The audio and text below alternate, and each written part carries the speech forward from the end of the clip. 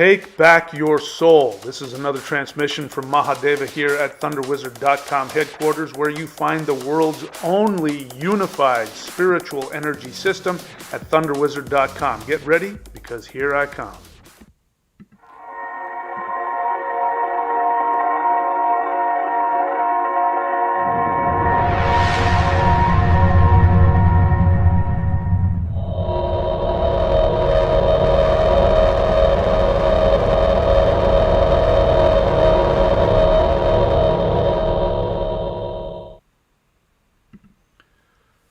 Welcome, YouTube. This is Mahadeva, the Thunder Wizard.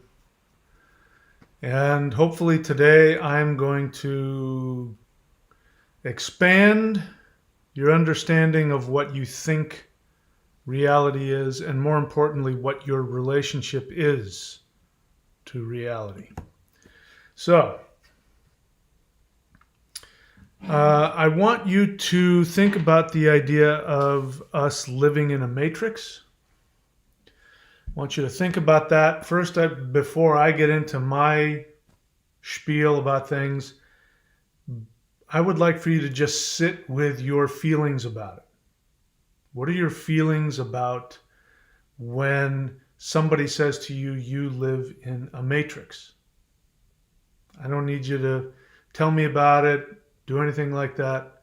I just want you to feel it. What feeling comes up in you when I say to you that you live in a matrix?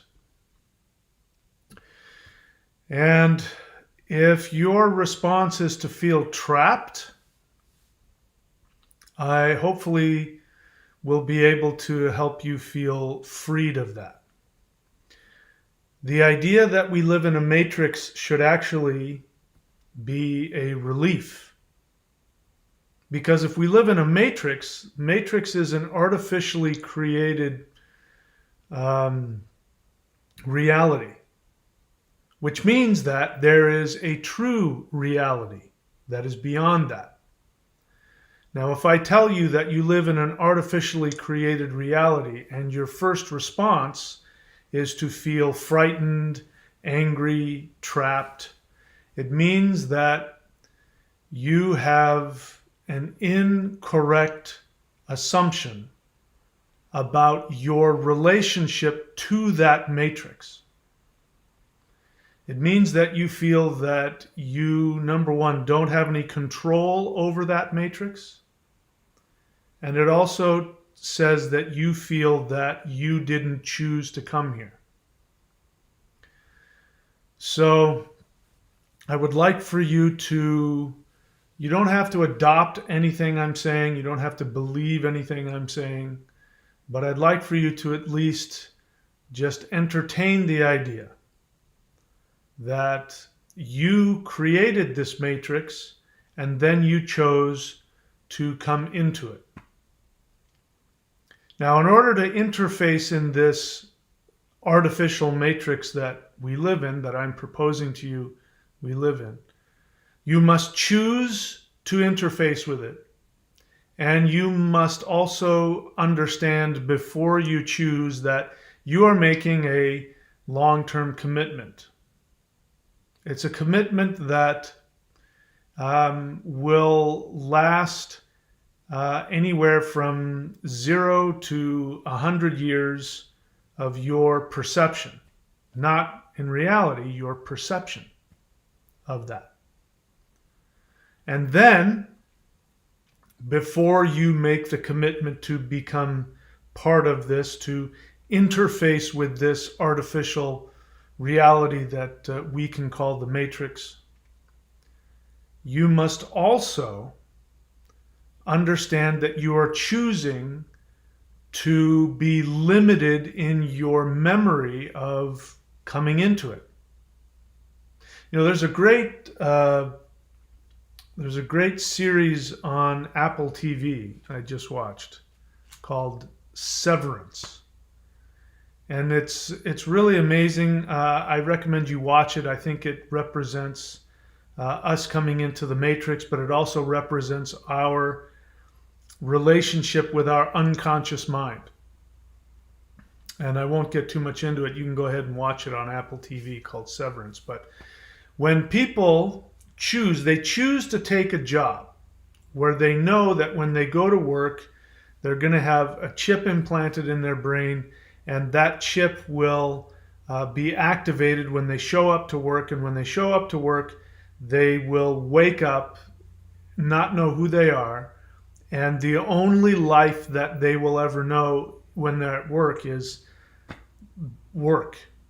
So what happens is they wake up and then they flip out, and somebody has to explain to them that they've chosen to come and work here, that their real self is on the other side somewhere out there, and while you're here at work, you're just continuously here. So the real person puts on their clothes and eats breakfast and drives to work, and then they walk into an elevator, and then all of a sudden their conscious mind, their outside mind, disappears, and they wake up at work. And when they've worked for 8 hours, they get into an elevator, and then they wake up to their normal self. So their normal self doesn't feel like they've gone to work, which I would imagine is the selling point if this thing really happened. The selling point is you don't ever have to go to work. You don't ever feel it. You just show up, and then you blink, and then it's 5 o'clock, and then you get to go home. And you never have to work. But for the part of them that only lives at work, they work 8 hours, they walk into they walk into an elevator, and then they wake up again, and it's the beginning of the next day, and there's been no time has stopped. They're just continuously working every single waking moment of that life. So you got it?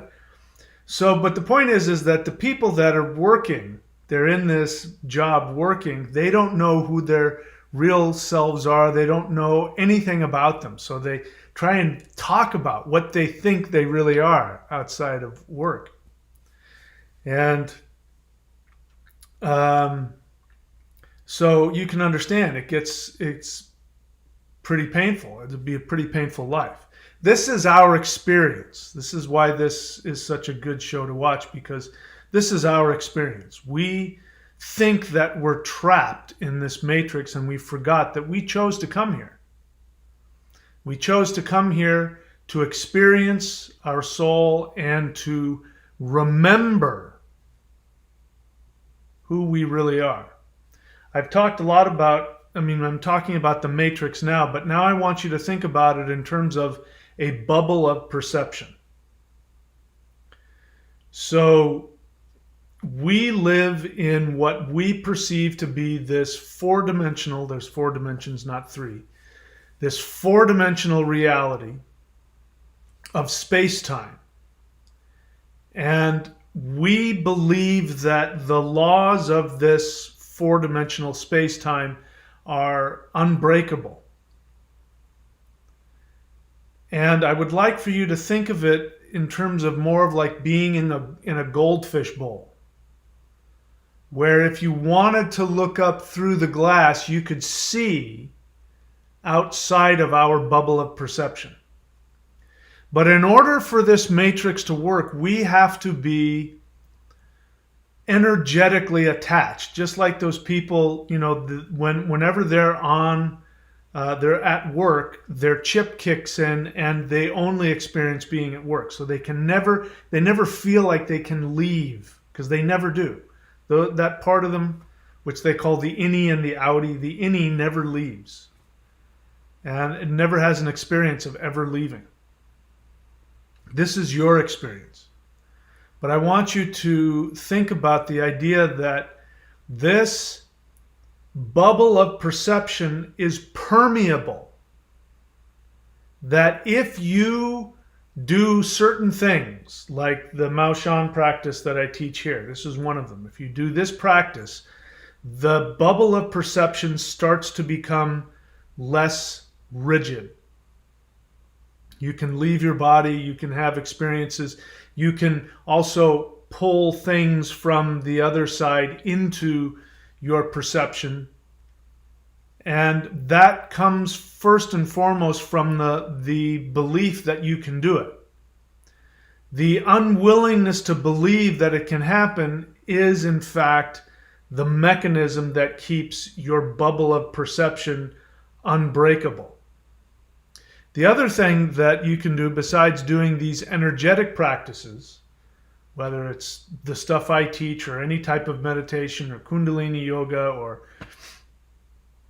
entheogens, whatever it is that you choose to do, besides that, these would be more like external forces that sort of pry open the bubble of perception.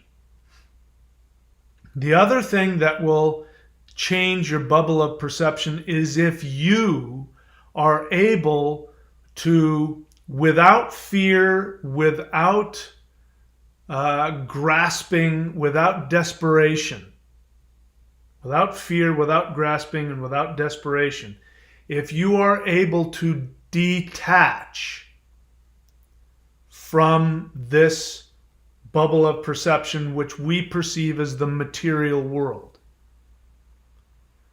And it's not the material world. It is a dimension. It is a self-contained dimension that sits on top of other dimensions. Those other dimensions, some of them can see into the fishbowl. They can see into our dimension. They can see us. Just like in the Apple series Severance, imagine somebody looking on a screen and watching what the workers are doing. But the workers can't. They might be able to see a camera somewhere, but they can't really, they don't know who's watching or what's going on. They don't know what's outside of their bubble.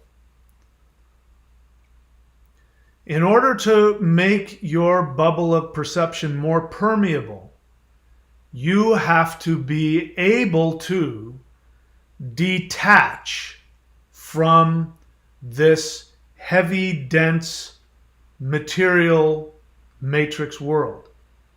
That means, first and foremost, you have to be willing to let go of your identity. Who you think you are. This is the biggest thing. People hold on to, those of you listening to me who are in pain, who feel as though you don't have enough money, you feel that you don't have any power in life. Those kinds of things. Think about all the things that keep you trapped. You have physical issues, you have emotional issues, you have money issues, you're trapped in a certain country somewhere, you can't get out of that. Think of all those things. Now, accept the possibility that you, because of your need to survive, your survival mechanism attaches you to that. So people are attached to their misery. They're attached to their pain. They're attached to their limitations. Which is why when you observe events that occur outside of the bubble of perception, it's incredibly traumatizing. So let's get back to the title of this video today, which is UFOs are connected to Bigfoot, Mothman, werewolves. And that's because I've been doing a little bit of researching. If you've noticed in the title of that, I did not say that UFOs are connected to ghosts or demons. Have you noticed that? Or for very human, like the human world. UFOs are not associated with the human world, which I associate with our bubble of perception, which is a vibration that we vibrate at. Carlos Castaneda has created a beautiful metaphor, which was that we have this ball of perception that goes up and down our spinal column, and depending on where it is fixated, that is what's going to create our reality, but that we are fixated to our bubble of perception. And that's the hardest part. So he created this path, the path of the warrior, the his form of shamanism. He created that and the practices within it to shake up your connection to, continuously reinforcing your reality. And in his metaphor, what would happen is that the ball, I forget what he called it, the ball of perception would dislodge and move. And if it moved, you would see something different. You'd see a different reality. And if somebody was standing next to you, you would just magically disappear in their eyes because you would no longer be vibrating on their level of reality. So you need to understand that vibrating at the level of reality that keeps you in this bubble of perception is a choice. It's a choice on an unconscious level, which is associated with your instinct for survival. And that's why when people experience things that are outside of that bubble of perception, things that exist on other dimensions that interlace with ours, Bigfoot, UFOs, Mothman, werewolves, these beings, when you interface with them, it is incredibly traumatizing. And you have an experience that you're seeing something that's not part of our world, because it's not. And it's more frightening. You would much rather, have any other kind of life-threatening experience as long as it's within the bubble of perception than to see an alien or to see Bigfoot or to see Mothman or a werewolf. Why am I talking about those? Very specific. Because I'll go through them. Let's talk about what I know, which is Bigfoot, because I had a Bigfoot experience. And the way that I had that experience was I really wanted to experience it. I was under the impression that Bigfoot was that I don't think there's one Bigfoot, that the Sasquatch species, I was under the impression that they were an animal that had yet been undiscovered. According to Native Americans, they saw these beings as being very powerful, shape-shifting shamans. That didn't bother me all that much because I was practicing the spirit fighting, and so I didn't see that as a big deal, and I didn't really think too much about that. I knew that these beings were very likely more intuitive, and so I meditated for, I don't know how long it was. It might have been a month. So on a regular basis, I don't remember if it was every day, I can't remember, but for a regular basis, for however long it was before I was going on my yearly trip up into the Sierras, where the Sierra mountain range, where there's lots of reports of Sasquatch, I meditated. And in the meditations, I would visualize a Sasquatch and I would say, or, send the feeling, I want to meet you. I want to experience you. I want to communicate with you.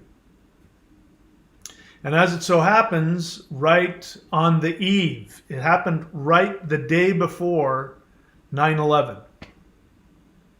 9/11, 2001. So 9/10/2001, I made my way up into the Sierras, 20 miles into the mountains, over the passes, away from everything, in a national park where you can't bring any guns and you can't bring any motorized vehicles. It's just true, serious wilderness. And I'm up there by myself, and I love doing that. And I'd set up my camp, and it was twilight of the 10th of September 2001, and I'm cooking my food, and as if anybody's ever been up in those mountains, I'm sure it's true in other mountains as well, the forest gets very weird at twilight. It really is it's a door between worlds.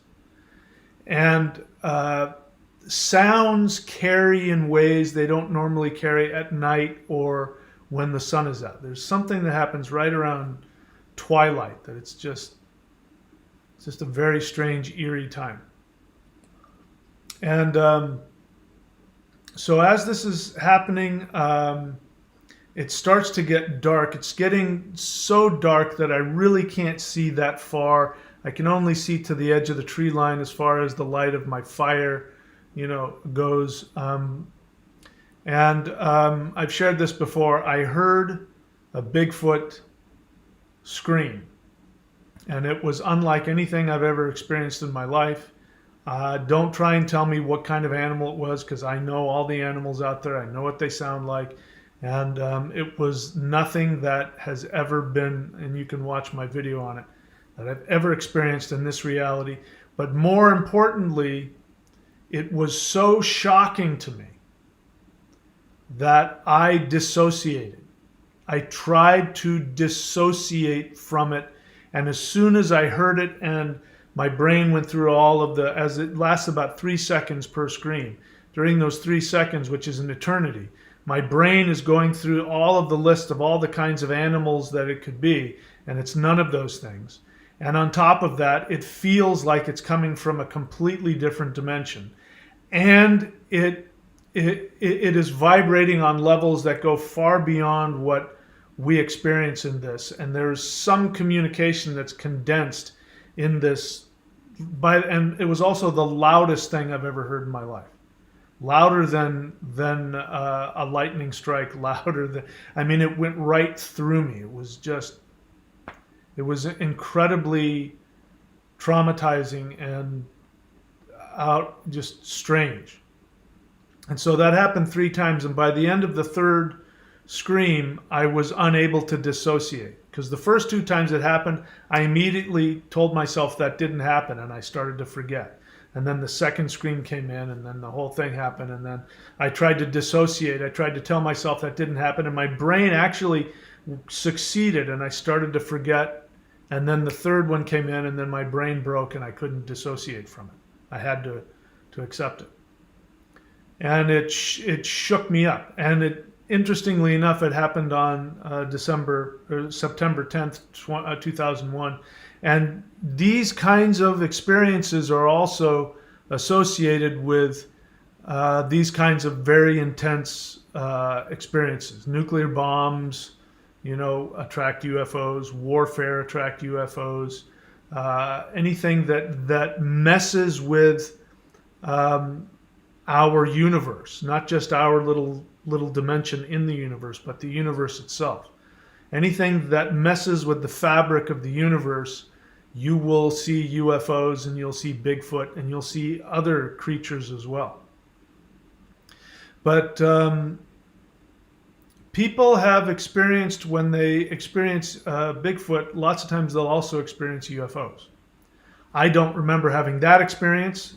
I had all kinds of other crazy experiences up in the mountains. A lot of them I don't remember, and a lot of them happened in altered states of consciousness, but I won't get into that. But Bigfoot and UFOs have a connection. So there are other creatures that also show up, and UFOs will always also be there. So there's I never took the legends of werewolves seriously until just recently. So if you're familiar with it, there is a modern legend, and you can find videos about it and movies about it. It's called The Creature of Bray Road. And it's in the Midwest. I think it's Wisconsin. I don't remember what state it is, but it's in the Midwest. It's not like in some deep foresty place. It's out on the plains, and there's farms and things like that. But there has been reports of this werewolf, and all kinds of people have this experience of this werewolf that stalks this one roadway, or this area, and lives in it. And this has been going on for a really long time. And they have that same kind of experience, that when they see this werewolf, it's not just like, oh, look, there's a strange creature. It's also this experience that they're seeing something that's not part of their reality. It's not part of our dimension. And big red eyes. That's another thing. Big glowing red eyes. There was a farmer who bought a farm in the area, and the other farmers told him, "Oh, the werewolf lives on your property." And the guy's like, "What?" He says, "Yeah, the werewolf lives back behind your farmhouse on your property there." And so he didn't pay a whole lot of attention to it, and he found animal carcasses that seemed to be strangely like surgically opened. And so he started putting carcasses out and then putting trail cameras to capture it, because he'd go out there and he'd find these tracks, like giant wolf tracks. He'd find these carcasses of these animals that had been like surgically, opened up, and parts of the inside, the organs removed, and things like that. Or things would disappear. He'd put carcasses out and they'd disappear. So he put up trail cams because he wanted to capture it. And so he was expecting, and everybody else was expecting, that the camera would capture some kind of a creature, some kind of an animal. And what the cameras captured was very unusual. The cameras captured UFOs. And then there's one series of photos where he has a carcass out. And what ends up happening is that this mist comes over the carcass. And then when the mist disappears, the carcass is gone. And so to understand what that means, you have to understand some things about physics.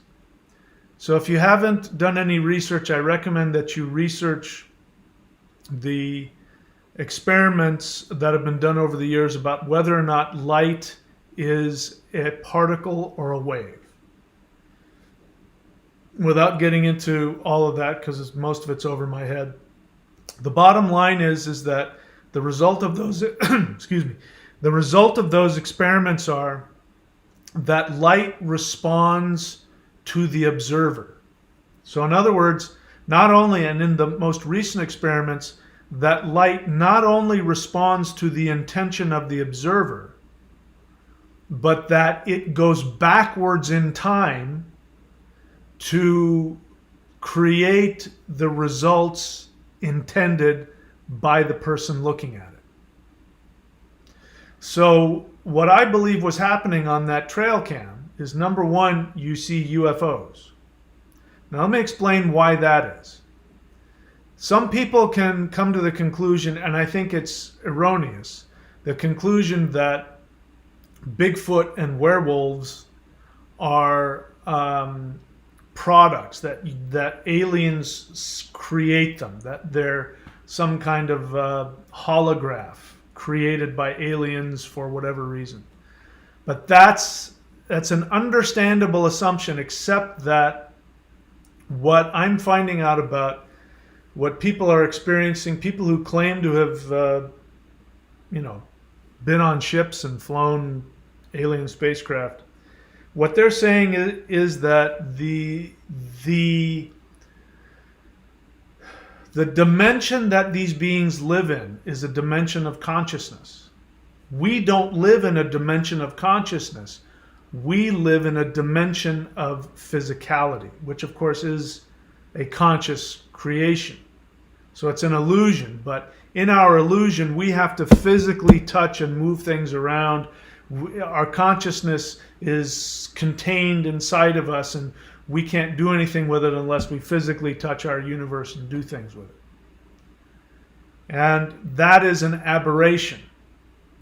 So what I'm saying is that, and let me just help you out a little bit more. Let me read to you something that apparently somebody says after communicating with an extraterrestrial. They were asking about the different versions, because if you look into it, there's supposedly these different versions of extraterrestrials. There are the Greys, the little bug people with the big black eyes, and then there's supposedly these Nordic, which are tall human beings, and then there's other types. There's short little purple ones, and then there's weird little green ones, and there's all these different kinds of aliens. So somebody was asking one of these aliens. Apparently, I have no way to prove this, but it makes a lot of sense. I believe, at the very least, the truth behind the assertion of what this person says. It says, tell me about why there are so many different aliens. And the person says, or the alien says, the way you see us is defined by you. When we visit your world, we temporarily have a physical body defined in a certain way, but it is not the only form or our original essence. In our dimension, there is no need for a physical body defined in a particular way as in your dimension. And then I'm still trying to understand this phrase, this sentence.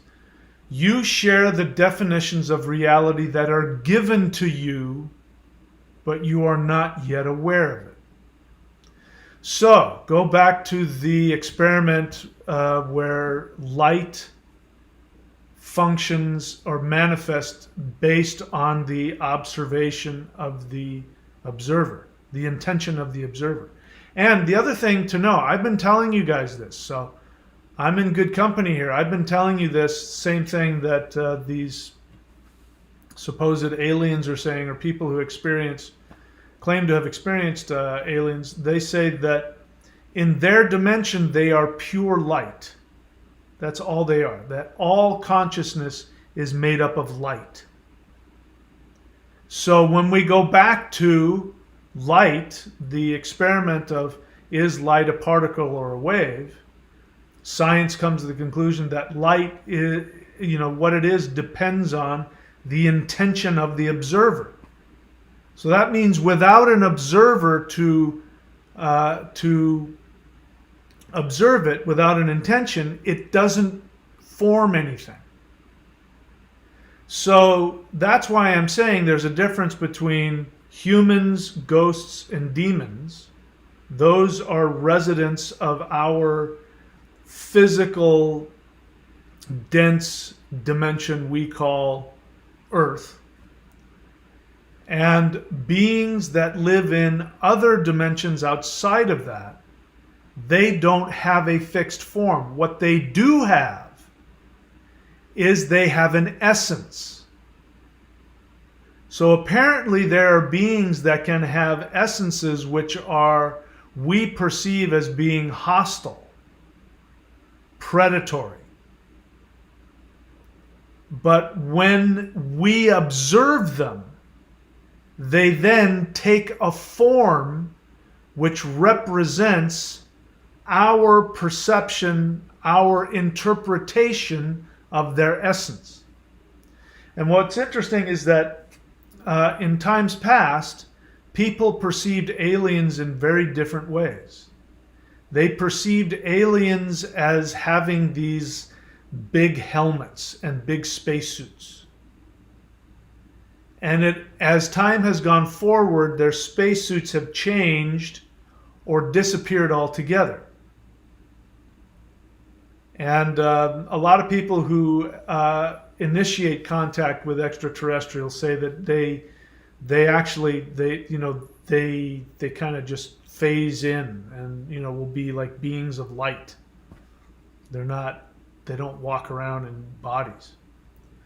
So we take that to werewolves. Wolves have a particular essence which we experience. I mean, human beings all throughout the world have experienced wolves as being the closest thing to demons. And if you've ever seen a wolf, like a real 100% wolf in person, you will experience something very different.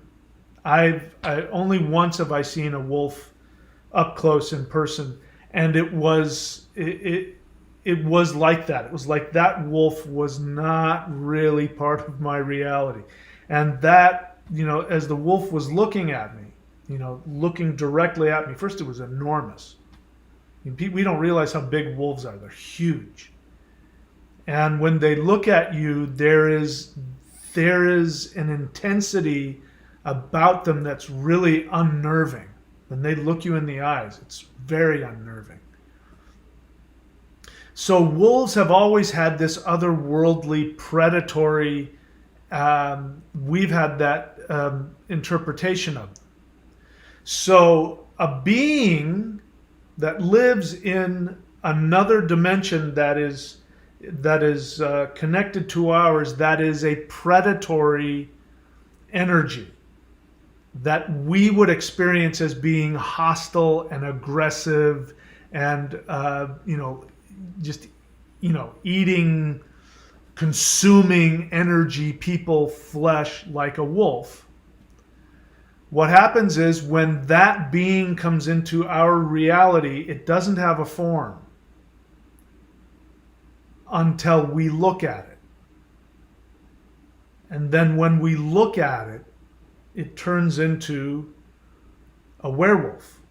And every person that saw the werewolf had that same experience, that this is an evil being from another dimension, and it had red eyes. And there was a power about it. There was a psychic connection as well. And all of these beings that are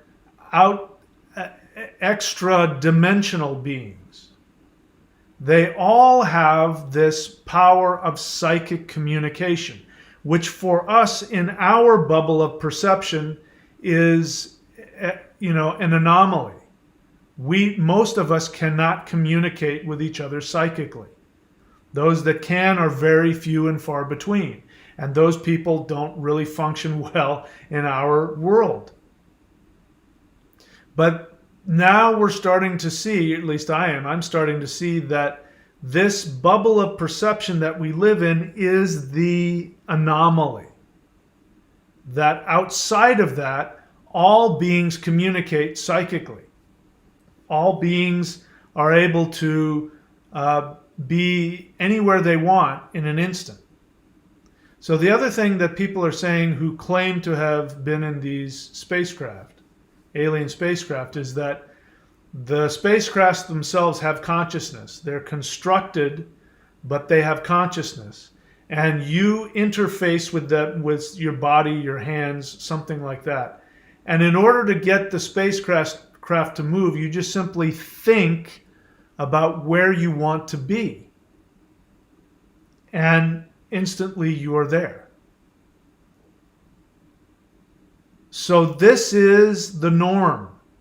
What we're doing is not in the norm. It's different than that. So the reason why that guy was taking trail, when he put the trail cam to catch whatever the creature was that was on his property eating the animal carcasses, it showed up as a mist because there was no person there to look at it. So there was no interpretation that forced it to take on a shape. But then you ask this question, because I asked this question, well then how is it that he found wolf tracks and things like that? That's because once a human walks out to where it was and looks on the ground looking for evidence of it, then the tracks will appear. Because what does light do? Light travels backward in time. Once you show up and you look at it, you look at the test. Doesn't matter, if you're looking at the test of light, doesn't matter whether you're looking at it before, during, or after. As long as somebody looks at it with an intention, it will give a result. And what I don't know exactly how they figured it out, but the latest test they determined that light goes backwards in time and alters everything in order to look like whatever it is you want it to look like. So when he goes out there looking for evidence for this thing, he finds wolf prints. because that's going to be his interpretation, because we all have this. All humans have this how many millions of years experience with predators, and wolves happen to be one of the things that we are most afraid of. Genetically, we've evolved to be frightened of wolves. So when one of these beings manifests in our reality, the moment that a human being sees it, interfaces with it, it turns into a werewolf. Now let's talk about another one. So if you haven't already, I recommend that you do some research on the Mothman. So you've probably heard the movie The Mothman Prophecies. But there's in the Appalachian Mountains, there's a bunch of stuff that goes on in the Appalachian Mountains, apparently. But in the Appalachian Mountains, there's a being called Mothman. And everybody experiences it almost identically, which is what they see this very tall, human-like male figure that has a head that's sort of stuck in its shoulders, and it has these huge wings, and it has these red eyes. And it flies, but it doesn't flap its wings. Like if it wants to fly, it'll just put out its wings and then it'll just take off and fly. But everybody has the same experience, which is when they see it, they feel as though it is not from this reality. Some people think that they can see through it, like it's not completely physically dense, that it's just like this, this mist or something in the shape of a, whatever it is. The interesting thing is that it has not attacked anybody, and yet everybody that experiences it becomes extremely frightened of it and thinks that it's evil. And I believe the reason for that is for the same reason that I was terrified by Bigfoot. It was because it wasn't that it was this big, hairy creature. It was that it was clearly not from my dimension. And the proximity of it to me, I started coming apart. That's how it felt. It felt like my identity, myself, was coming apart. And if I stayed in the presence of that being any longer, I would cease to exist. That's how it felt. And so I sent out the message and I said, thank you for coming. I know I asked you here, but please go away. If you walk into my camp, I will die. Please go away. And it did. And I think that werewolves and Mothmen are the same thing. Now, the werewolf apparently, although I don't think it's ever successfully attacked anybody, apparently it threatened to or chased people or things like that. The Mothman, however, everything I've looked at, the Mothman has done nothing, has not been aggressive towards people in any way. People have done things like shot at it, thrown things at it, but the worst that it's done is it flies, it'll, might chase you in your car or something like that. But there are a few people that have said that when they have interacted with it, the feeling that they get is that it's lost, that it doesn't know where it is, and it's trying desperately to connect with somebody, but we're so afraid of it that it can't. There was one person who saw it in the middle of winter when it was snowing and said that it was landed on the roof and was huddling and it was shivering, trying to warm itself with its wings. Poor thing. And that would make sense because that is the experience that people have when they experience extraterrestrials, for the most part. It is a traumatic experience. And I believe the little kids, if you know about the little kids in Zimbabwe in the 90s, I believe it was, where extraterrestrial craft landed and a bunch of little kids, little grade school kids ran out, and there were grays that were communicating with them through their eyes psychically. And one of the kids was being interviewed and said, "What did it feel like?" And I believe it was a girl. She said it felt evil. And she asked why. What was evil about it? And he said, the eyes.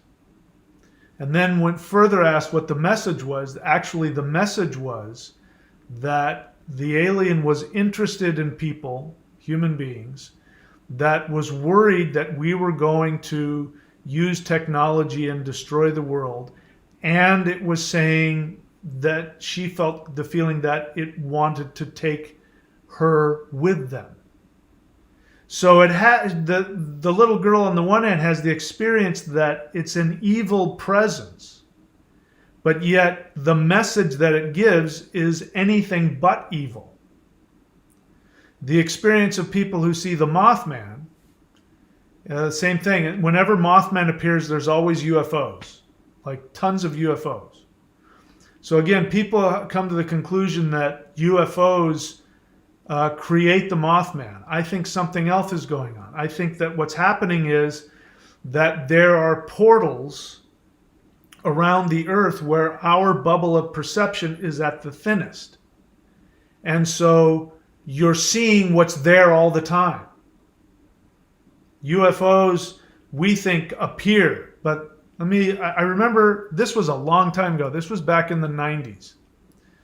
And I never tried this, and I always wanted to, but I never did because I was really caught up in, I was extremely busy working 2 jobs and running a theater company and auditioning for movies, and I just didn't have any spare time.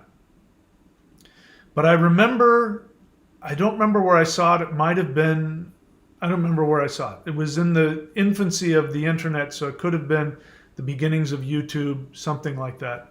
I've tried to find it recently and I haven't been able to. But this was back when we had video cameras. Remember that? We had video cameras.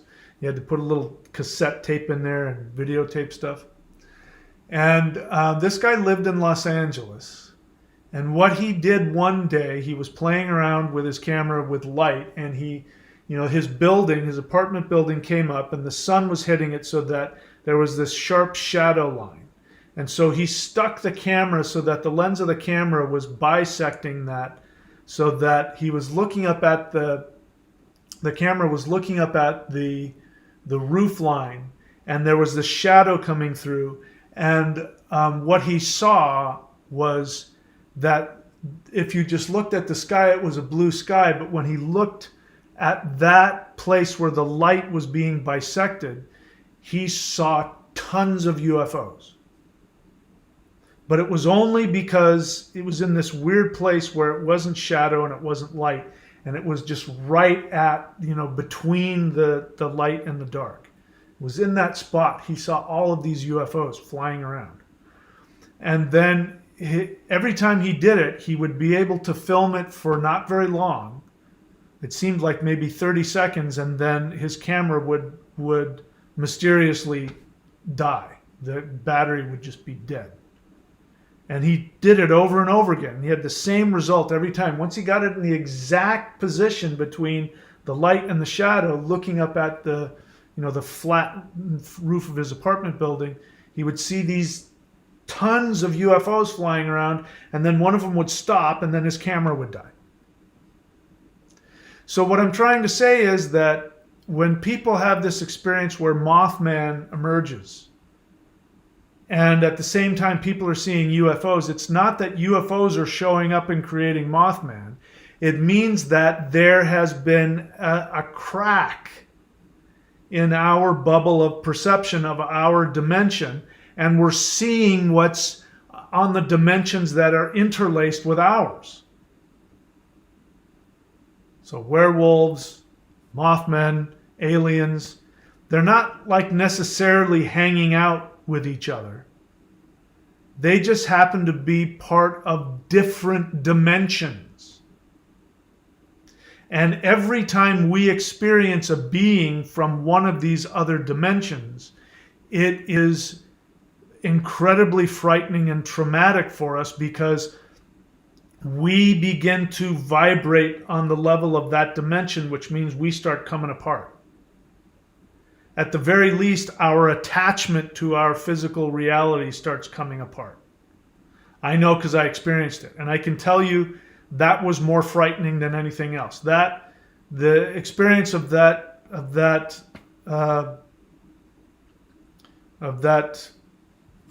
Bigfoot was more frightening to me than if somebody were to threaten to take my life. It's a different kind of fear altogether. So, why am I talking about this? I'm talking about this because I believe that we either are on the verge of having our dimensional definitions taken away, or we are being given an opportunity to dismantle it and become part of other dimensions. The dimension where psychic phenomena is the norm. The dimensions where psychic communication, nonverbal communication, is the norm. The dimensions where travel is based on your thinking of where you want to be as opposed to having to physically move there. And that means that we have to change our relationship to the quantum field. And right now, human beings have an adversarial relationship with the quantum field. That's just a fancy way of saying we operate from fear. I mean, look at human beings interface with everything in an adversarial way. We have to, we chop down forests. We fight with each other. We compete. We live in a society where you have to have money to survive. And again, I challenge anybody to find me where money actually exists. It doesn't. It's no longer gold or silver.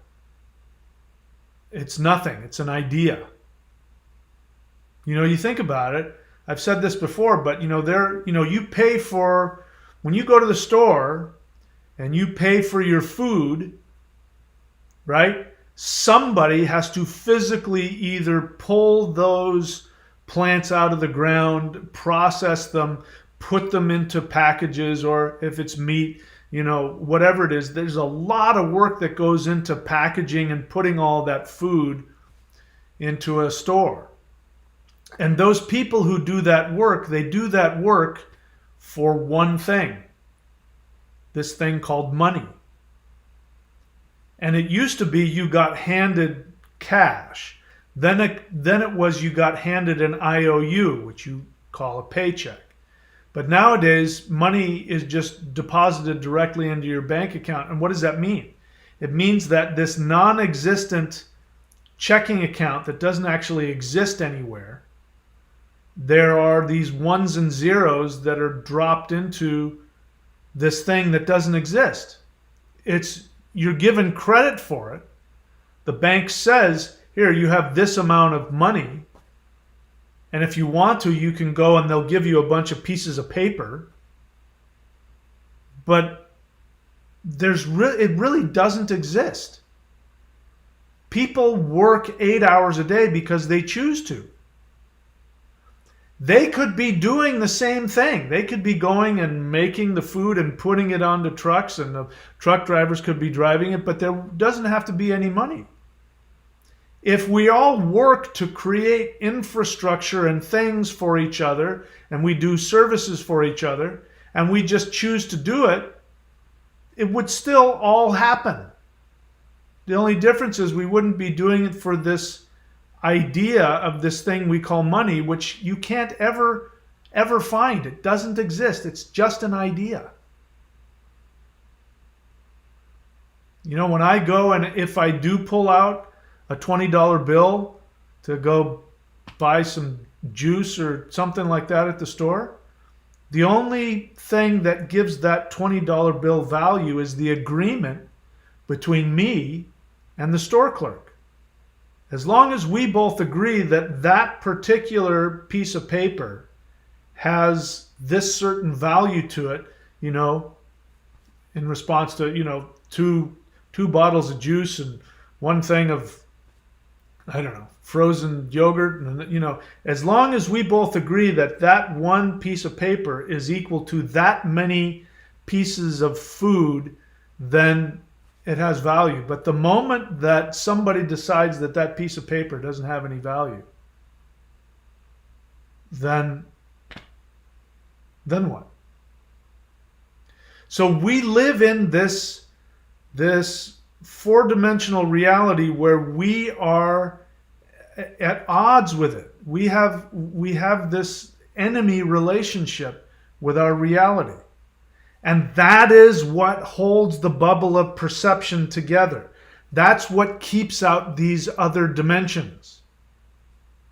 Is that heaviness in the way that we think. Your fear is part of that. And and that's what is so frightening. When these beings come into our reality, we start to be shaken out of the heaviness of our adversarial relationship to the quantum field. We believe we are safe when we have this adversarial relationship. When we have this transactional relationship with energy. When we think energy is something that we want to grab and take, money, love, fame, we want to grab onto it, we want to hold on to it. That's an adversarial relationship. We don't let it flow. We don't just let it be. And so until we can drop that, we will have this block where we will vibrate at a lower level and we won't see them. We won't see them, we won't hear them. And if they do, because there's a crack in some of these portals around the world, if there's a crack and one of these things gets through the crack, we will feel as though that thing is trying to kill us. But the only thing that's happening is that it's vibrating at a level of its dimension, which starts to destroy our dimension. And we start to lose our heavy adversarial mindset, and that feels like it's killing us. So in order for us to be able to have all these things that we say that we want, to be freed from the matrix, to be able to communicate with the ascended masters, to ascend, to be able to, people want to open their third eye and be able to manifest their reality, and they want to be able to astral travel at will, and I want all those same things too. But that's only going to happen if we first understand we have chosen to interface in this lower vibrational state. And if we want to change it, we have to change ourselves. And that's what all this stuff is here for. You know why this stuff it gives you the ability to fight demons with your bare hands? Because it does. I've done it. It's because demons and ghosts are actually lower even than we are. That's why we don't see them. We don't see ghosts, but they can physically move things in our environment. They're at a lower level vibrationally than even we are. So those beings that are like the extraterrestrials that are above and beyond our experience, they vibrate on such a level that ghosts and demons can't tolerate being around that. And so this stuff actually puts you in a vibration when you start to vibrate at that higher level, which is why when, if I were to do these things in a haunted house, the ghosts would scatter. because it gets rid of their lower, dense, hostile, aggressive, frightened. By the way, ghosts and demons are extremely frightened. They're full of fear. And they're cowards. That's why they hide in the shadows. They're cowards. And so when you are completely connected, or very highly connected to your true self, which is pure light, that light frightens them. And when you're able to open up the heart center, the lightning center of the heart, which is what we do here with this Maoshan practice, and that energy comes directly out through the meridians that come out of the hands, then when you see me doing all this crazy stuff, if I was doing that in a haunted house, the ghosts would, if they tried to attack me, I would actually be able to slice through them. I would be able to harm them with my energy, as opposed to the average person. They can't do that. I watch these ghost investigations where they go into places that have demons in them. And these idiots, these completely untrained idiots who know nothing about this stuff, they go in there with their cameras and their K2 meters and their whatever, and they start, harassing and provoking demons, and they wonder why they get physically attacked. And they can't fight back because they have no idea what they're doing. Anyway. All right, so I don't know if I got to all the stuff that I wanted to talk about. I think I did. I'm happy to take any questions if there are any. Obviously, what I'm doing is I am recommending that people go up here to thunderwizard.com, scroll around until you get to the Warrior 90-Day Lightning Qigong, and subscribe. So once a month subscription, you're charged at the beginning of the month. When you sign up, you're charged, and you can unsubscribe whenever you want. If you try it out for a month and you don't like it, or the last 2 weeks of a month, like right now, if you signed up and tried it for 2 weeks and didn't like it, you can unsubscribe. You got nothing to lose. But I will share with you the meditations and mudras and energy work associated with this spirit fighting Maoshan practice, which is from the original Taoist. The first Taoist mountain monastery was Maoshan. And then if you want the elite stuff, you can go here to maoshan.thunderwizard.com. I've just taken $750 off. So if you want, you can try that out. And of course, there's all the free stuff on the channel. And so whatever tools you choose to use, they are here for you so that you can be a part of this. And the more people that are changing their vibrations, that are choosing to change their relationship with the quantum field and no longer having an adversarial relationship with the quantum field, the more people that do that, the faster we can just get rid of this matrix that so many people want to escape. And we can live in, right here and now, other dimensions. We'll be able to travel to other dimensions simply by choosing to think it. You want to go check out the home planet of the Greys or the Nordics? You can just simply think it, create a portal, and walk through. That is the norm. What we're living in is not. But we've chosen to be here because we want to learn how to become a Dr. Manhattan. And so we must do the work. All right, I'm happy to take any questions. This is a question and answer, which means that if you have a question, you write the word question in all caps and then write your question. I will be happy to answer that. If anybody is spamming this, I will block you. There's somebody here that's looks like he's spamming this. Please respect what it is that I want to do here. So we've got Vincent.thunderwizard.com. He is one of my Vedic astrologers. He's been certified by me. Go check out him at Vincent.thunderwizard.com. He's got a bunch of other services there. Go check him out. And then we've got Thundra, She has her website, thundra.thunderwizard.com. She is also one of my certified astrologers, and she is a shaman and healer in her own right. She's got a bunch of stuff. Check her out at her website, thundra.thunderwizard.com. If you want me to do the same thing for you, go to lockdown.thunderwizard.com. If you pass the very simple test and you say hello when I'm having a live stream, I will promote your .thunderwizard.com page, which I will provide for you. All right. Caleb Colley, question. I saw a UFO last November. Was that you?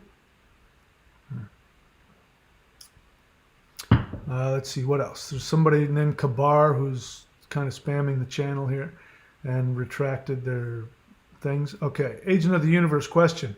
I had this dream that you were teaching me and two other people, and the two other people were able to literally light a triangle on fire, and I got the impression I couldn't do that. Well, it was a dream. So that probably means that on an unconscious level, you feel blocked. Maybe other people are able to do it and you're not.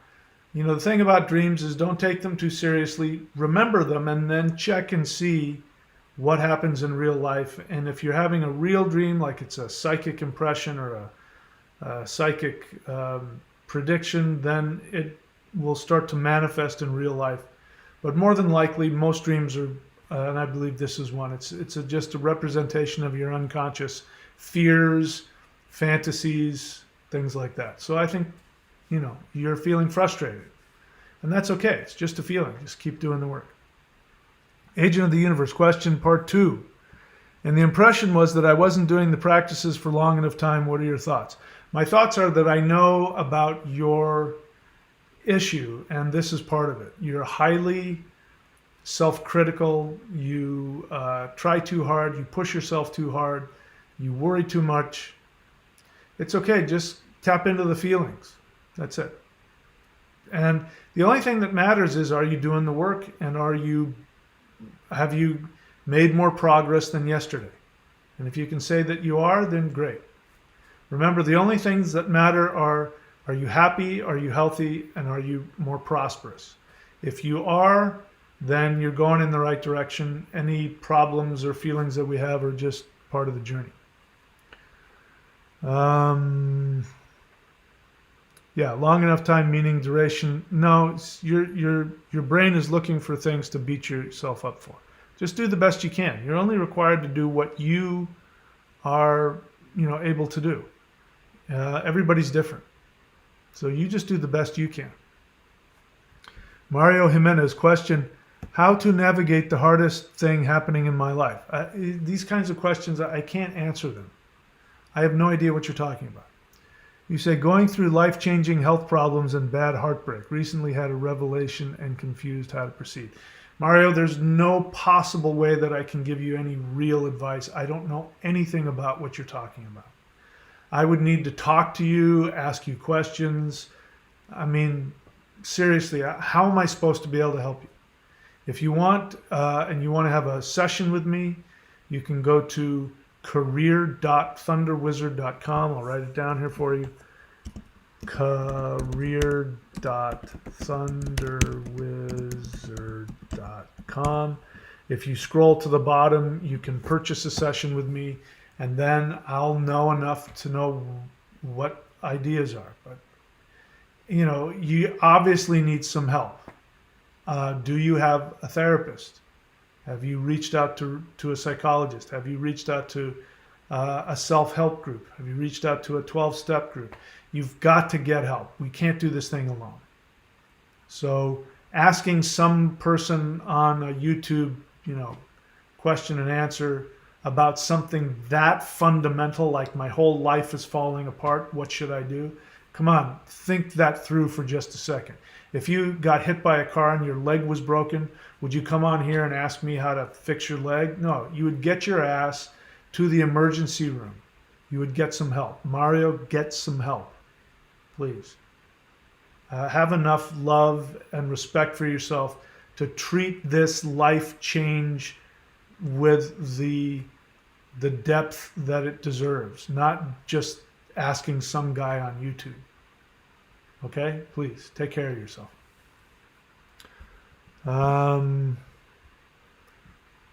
Soundlifter Moondrop question: does the Thuri Saj Rune Mudra meditations on your free YouTube channel, Cool Breath, require the close down and massage to be safe?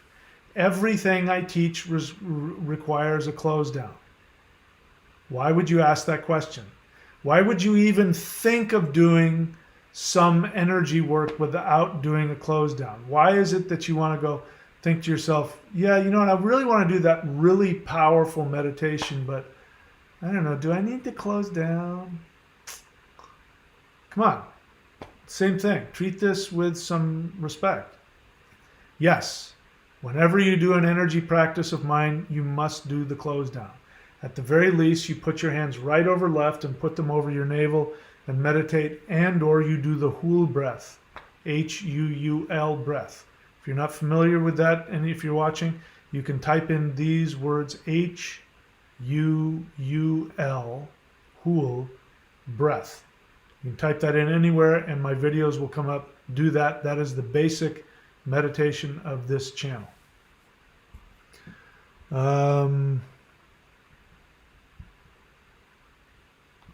So Kabar, if you keep doing this, you're spamming my channel. If you keep doing it, I might block you. If you're new and you don't understand how this channel works, I hear you. But this is a question and answer. So if you see people, they have questions, they ask a question and I'll answer it. It's best if you're brand new to the channel that you spend some time watching the videos first.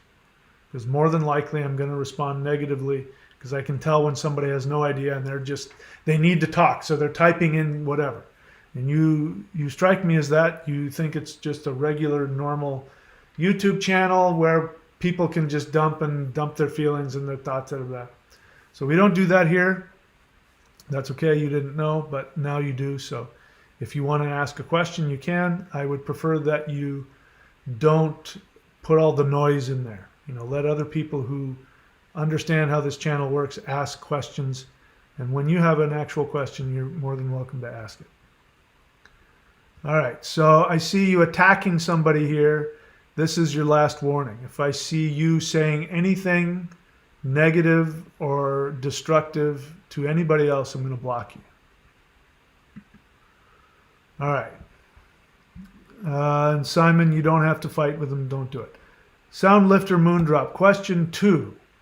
Well, I'm glad now I know the number. There was 1 and now there's 2. Is the close down and self-massage video the only proper way to end your higher level meditations? Again, I don't know why you're asking these questions. The only reason you would ask that is because you don't want to close down. So if you don't want to follow instructions, because that's what you're saying, and you don't realize it because you probably haven't trained with a traditional teacher. But if you train with a traditional teacher and you begin to talk like this, they will say, please leave. I don't want to teach you. It's disrespectful.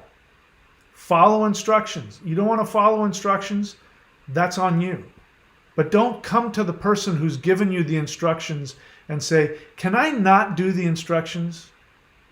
Because there's nothing about that that makes me want to help you. It's disrespectful to me and to you. It's I want to say stupid. It's a stupid thing to do. So don't ask me these kinds of stupid questions. If you want to do the practice, I've given you the instructions. If the instructions aren't clear, that's one thing. But if the instructions are clear and you don't want to do them, don't waste my time. Go ahead and do or don't do whatever you want. But if you know what the instructions are and you just don't want to do them, seriously, come on, think this through. Come on, guys, you're smarter than this.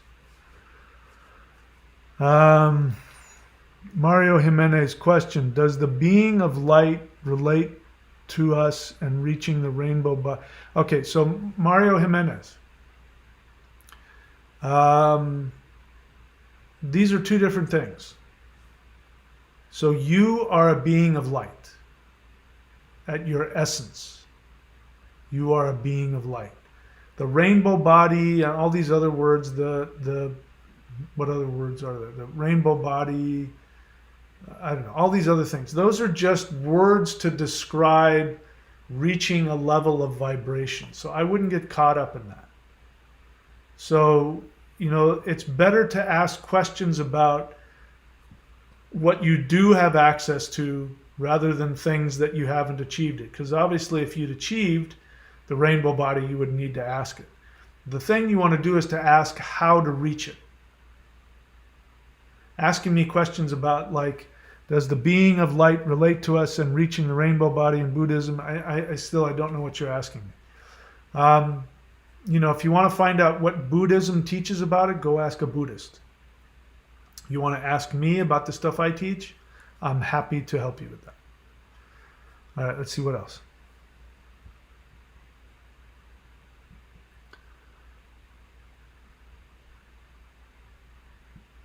All right, so I am going to now block Kabar. He's been nothing but abusive to people. He's just a troll, so we don't have to, I don't want that garbage on my channel. So say goodbye to Kabar. All right, Jedi Black Knight. Okay, yeah, all right, that's not a question. Matthias WMDMC, YouTube blocked your comment for some reason. It's because you cursed. So YouTube doesn't like that. It's also not a question, so I'm not going to answer it. I really just want to answer people's questions.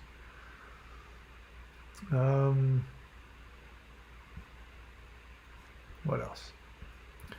Matthias. Question, Shamanic Kung Fu for pugilists, your thoughts, if any? So welcome to the channel. Do me a favor.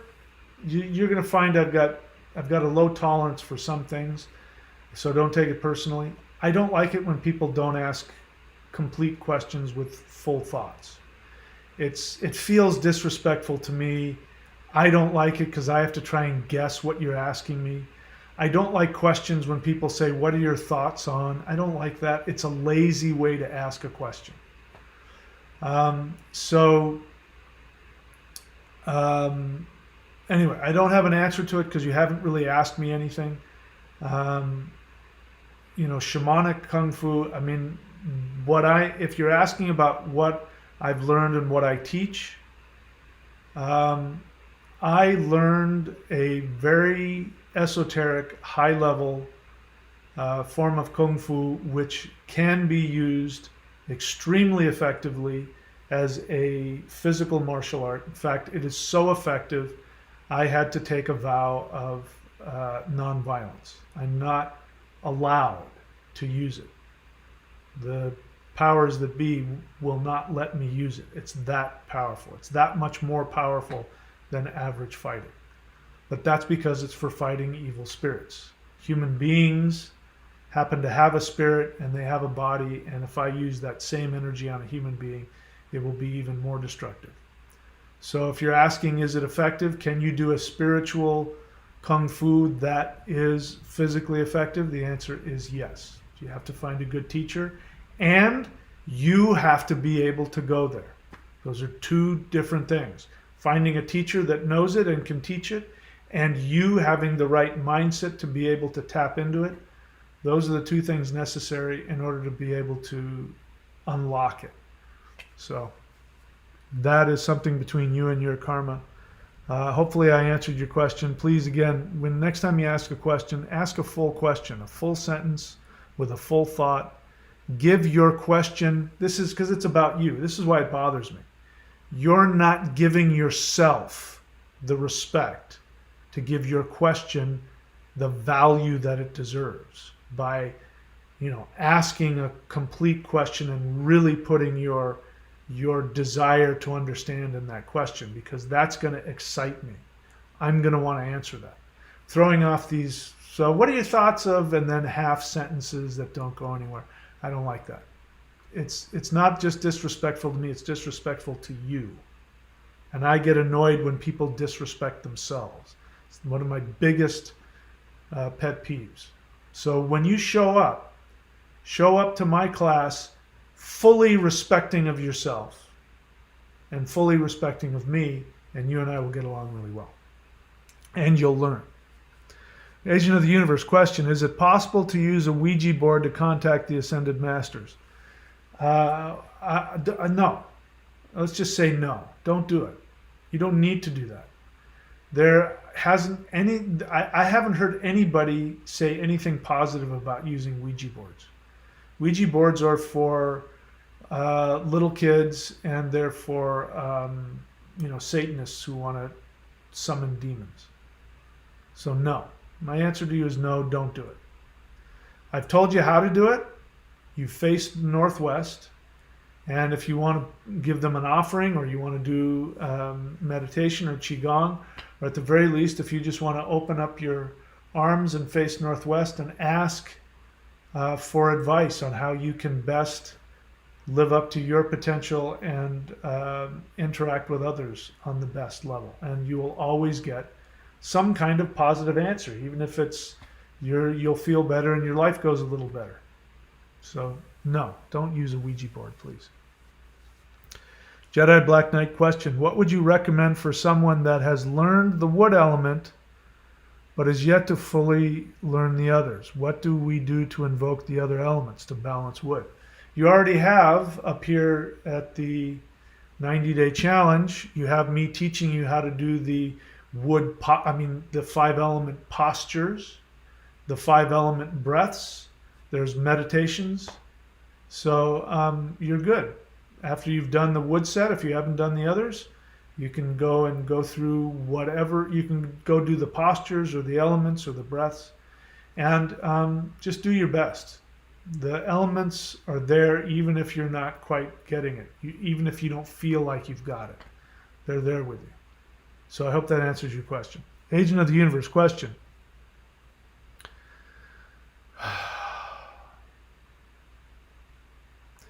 what do you think about my theory that the Earth is actually a cube, not a sphere? Oh, God. I don't have a thought about it. I think that this is, you haven't gotten this from any science. You haven't done any scientific study. You're going off of a feeling, and I don't know how you're coming to that feeling that the Earth is a cube, but it's the speed of the Earth. So in space, travel is relative, which is why the flat earthers don't understand why we don't go flying off the Earth, because in order for something to have speed, it has to have speed relative to something else. So, the Earth isn't flying through and there's this wind pressure that's sanding the square corners of the cube. So, I don't want to give you too much of a hard time, but you know how I feel about this kind of nonsense. If you want to find out, actually do some scientific research. Go take some courses in astronomy. Go learn. Don't just sit around pulling junk out of your rear end. I mean, what do I think about it? I think you pulled something out of your rear end. That's what I think.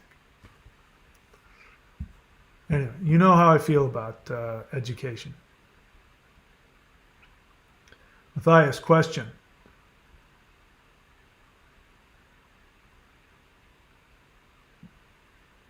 All right, I didn't see a question in there. Okay, I still don't see a question. All right, nothing else. Okay, so that's it, guys. I don't see any more questions here, so more stuff coming.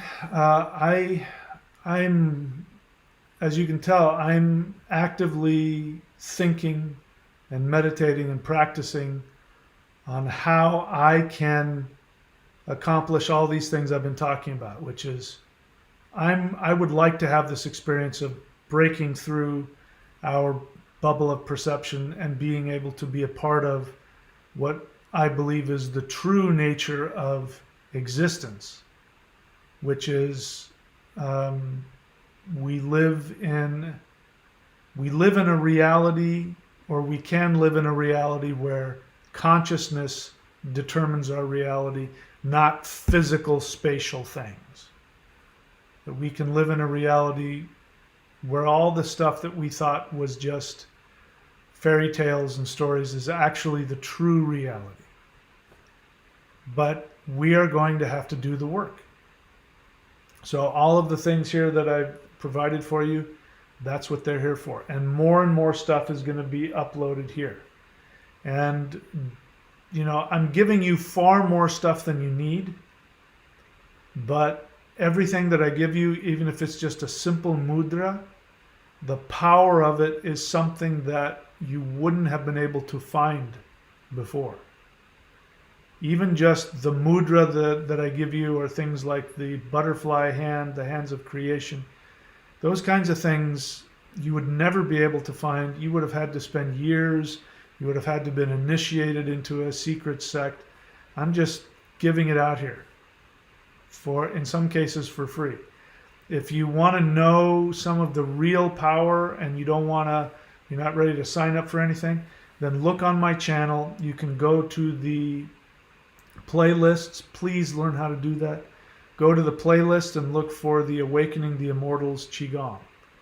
That is a gift that I give to you, and it is very powerful, very high level stuff. And if you just did that for the rest of your life, trust me, you would break through that bubble of perception. The more that you work at it, the more you're going to get out of it, but do your best. And the only thing that matters is, are you making progress? Okay? What else? Thundra, question. What connection, if any, is there between Shiva consciousness and these other dimensional beings? I would say Shiva is one of those dimensional beings. I would say there's a direct connection. Tamari Q, question. So Tamari, obviously you're new to my channel. I don't appreciate your attitude.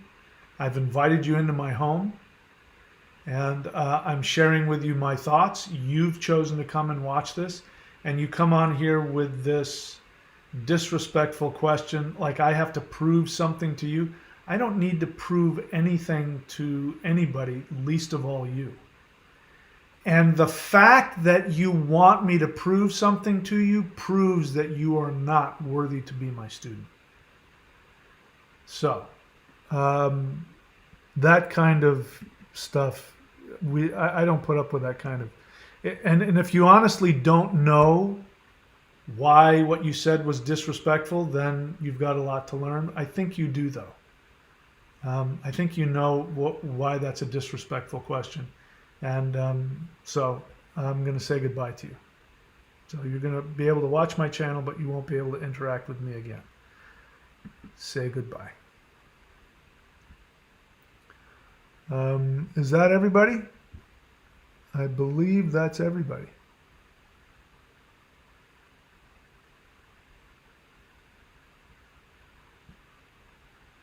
All right.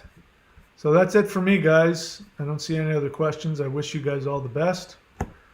It's midnight, the witching hour. And hopefully there will be some surf coming up for me in the next day or two. That will make me very happy. And that's all. If you have questions for me, you can leave them on any of the videos. And if I like the question, of course, I will make a video about it.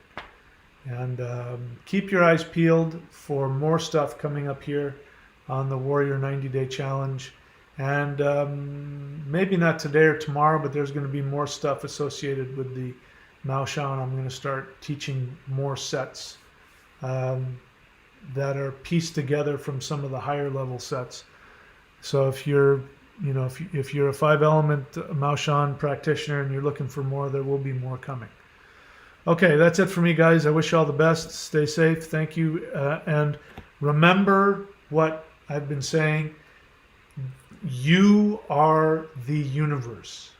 The universe is consciousness.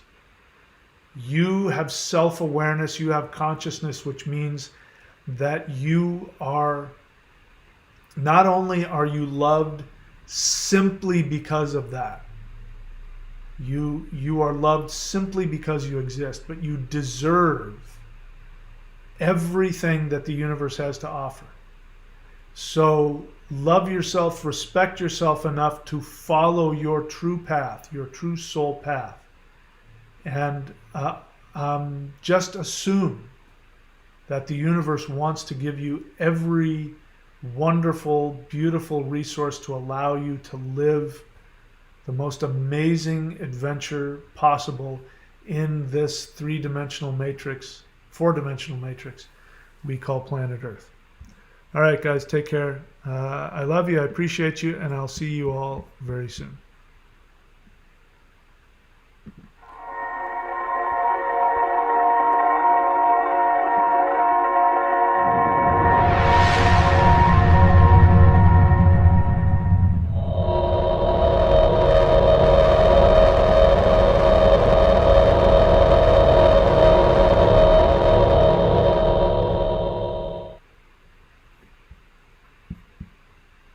Take back your soul. This is another transmission from Mahadeva here at ThunderWizard.com headquarters, where you find the world's only unified spiritual energy system at ThunderWizard.com. Get ready, because here I come.